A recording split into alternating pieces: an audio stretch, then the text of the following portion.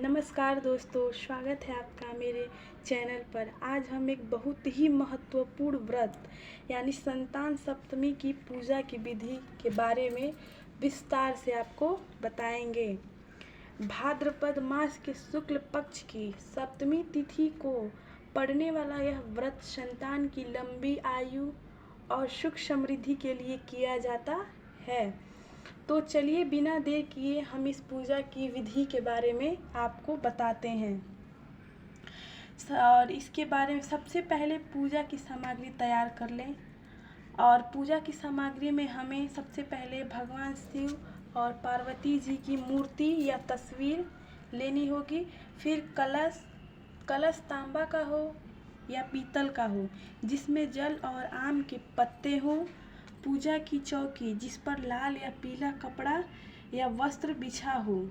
चावल, धूप, दीप, अगरबत्ती इत्यादि, बेलपत्र और फूल, जो मिष्ठान मिठाइयाँ भगवान को हम अर्पित करेंगे। 1.25 तोले का चांदी का कड़ा, 1.25 तोले का चांदी का कड़ा या 7 गांठों वाला सूती का धागा। 7 पुए, वो 7 पुए गुड़ और आटे के बने होने चाहिए। उसके बाद अब पूजा की चौकी पर भगवान शिव और माता पार्वती जी की प्रतिमा स्थापित करें। एक कलश में जल भरकर उस पर आम के पत्ते लगाकर उसके ऊपर एक प्लेट में चावल रखकर उस पर एक दीपक जलाएं। इसके बाद केले के पत्ते पर 7 पुए रखकर, वो 7 पुए जो आटे और गुड़ के बने हों, उसे भगवान के सामने रखें। अब विधि विधान से हम इस पूजा के बारे में जानेंगे और इसको शुरू करें। सबसे पहले चांदी के कड़े या सूती धागों को भगवान शिव और माता पार्वती जी के सामने रखें। अब दूध और जल से कड़े या धागे को शुद्ध करें यानी उसका स्नान ध्यान कराएं।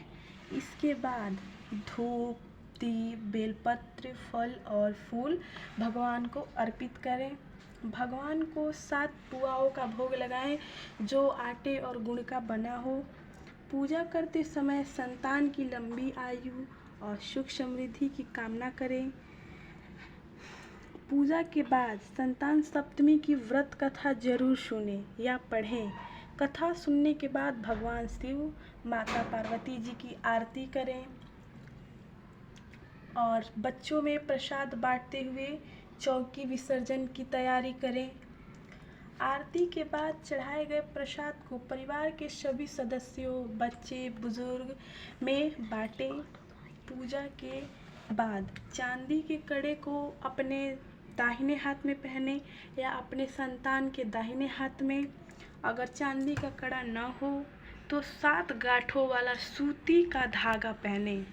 अगले दिन पूजा की चौकी का विसर्जन करें।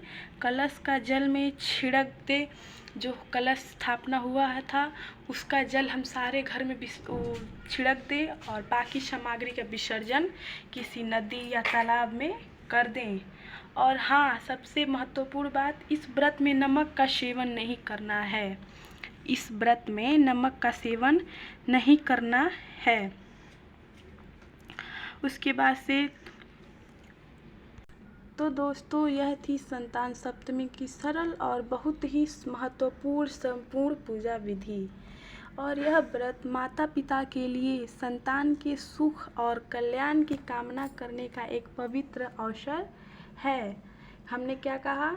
यह व्रत माता पिता के लिए संतान के सुख और कल्याण की कामना करने का एक पवित्र अवसर है।